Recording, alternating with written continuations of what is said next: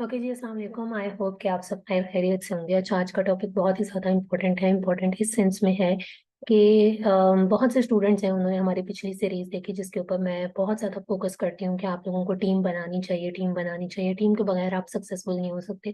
Specially अगर मैं जो हूँ बात करूँ होलसेल मॉडल की, तो उसके अंदर एक इंसान जो है वो अकेला बहुत ज़्यादा लंबे अरसे तक कामयाब नहीं हो सकता। ठीक है। अब इससे अगली कंसर्न जो स्टूडेंट्स की आ रही होती है वो ये आती है कि मैम चले हमने टीम भी बना ली है, अब आगे टीम को लेके किस तरीके से चलें, काम को किस तरीके से डिवाइड करें। हम लोगों को बिल्कुल भी इस चीज़ का आइडिया नहीं है, या टीम बनाने के बाद जो है वो समझ नहीं आता कि फर्दर इसको कैसे हम लोग आगे मूव कर सकते हैं। ठीक है। सो आई थॉट कि मैं जो हूँ वो आप लोगों को उसके बारे में भी गाइड कर दूं कि ठीक है, आप लोगों ने टीम बना ली है, तो अब आगे आपने इस टीम से किस तरीके से काम लेना है और कैसे आप जो है वो अपने काम को मजीद प्रोडक्टिव जो है वो बना सकते हैं। ठीक है।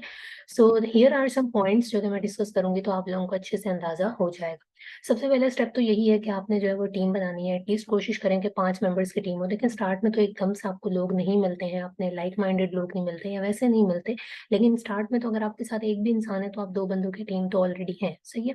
आपने उसके हिसाब से काम को डिवाइड करना है। लेकिन अगर आपके पास ज्यादा बंदे हैं, तो आप कम से कम कोशिश करें कि 4 से 5 लोगों की टीम आप बनाएं। ठीक है। 5 लाइक 5 मेंबर्स एक आइडियल नंबर है, आप इसको इजीली जो है वो मैनेज भी कर सकते हैं।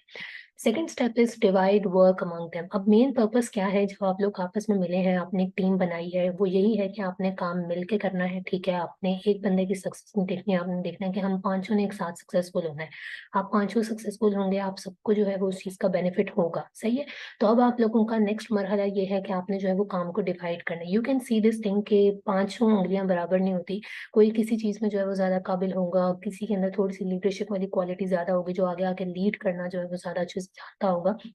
आप उसको जो है वो उस पोजीशन पे रख सकते हैं। दैट डजंट मीन के that will be the leader और वो जो है वो सबके ऊपर धौंस जमा के रखेगा, ऐसा नहीं है। लेकिन फिर भी एक फ्रंट फेस जो है ना वो हमेशा टीम का होना चाहिए।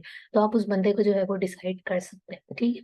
उसके बाद आ जाता है कि अब आपने काम कैसे लेना है। देखिए, आपने काम को डिवाइड करना है। डिवाइड इस सेंस में करना है कि आपके ऊपर वर्कलोड क्या है।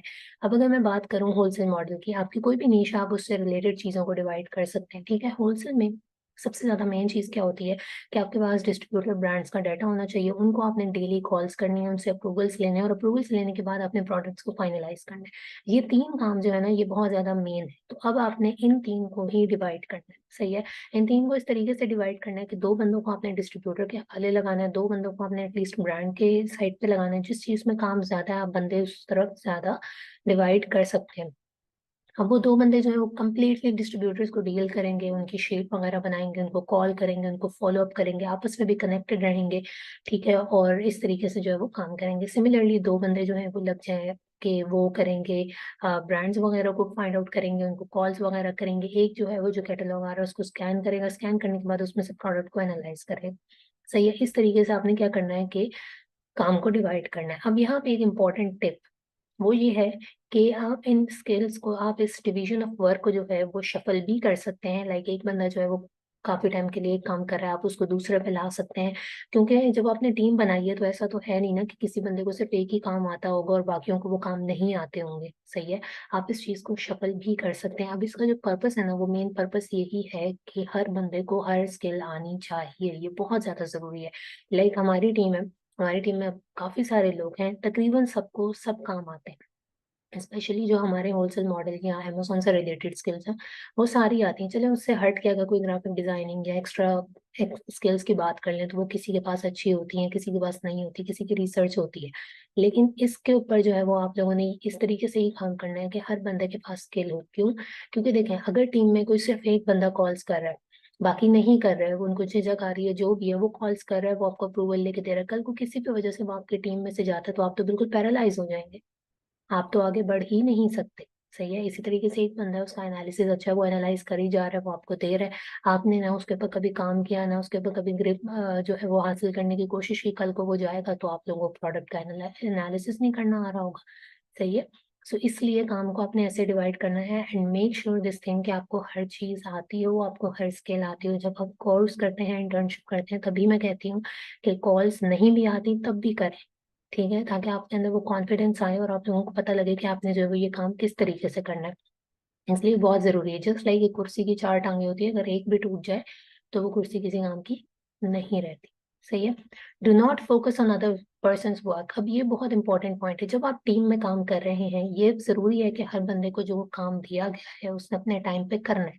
ठीक है, उसने ये नहीं देखना कि दूसरा कर रहा है नहीं कर रहा, वो करेगा तो मैं करूंगा। आप अपने काम से काम रखें, आपको पता होना चाहिए कि ये मेरा काम है, इसको मुझे टाइम पे करना ही करना है। अगर हर बंदा इस जिम्मेदारी को ले लेगा ना और ये सोचेगा कि मुझे दूसरे के काम पे नजर नहीं रखनी, मुझे अपने काम पे नजर रखनी, तो ऑटोमेटिकली जो है वो सब काम करेंगे, टाइम पे करेंगे और अच्छे तरीके से करेंगे।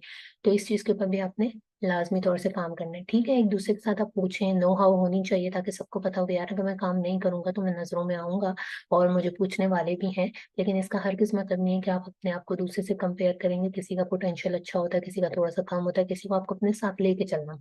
सही है, गिव योर 100%। अगेन वही चीज है कि अपना आपने बेस्ट देना है और अपने टीम मेंबर को अपने साथ लेके चलना है।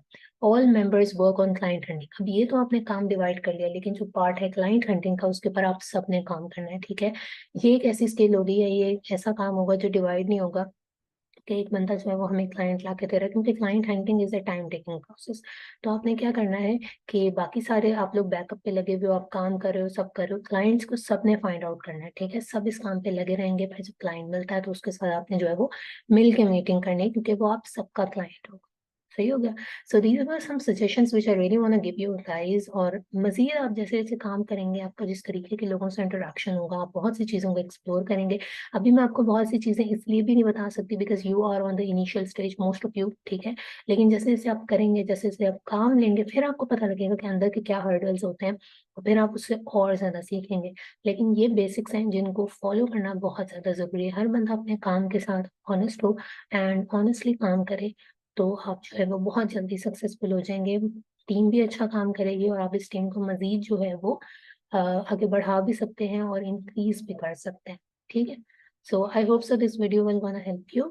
Thank you so much.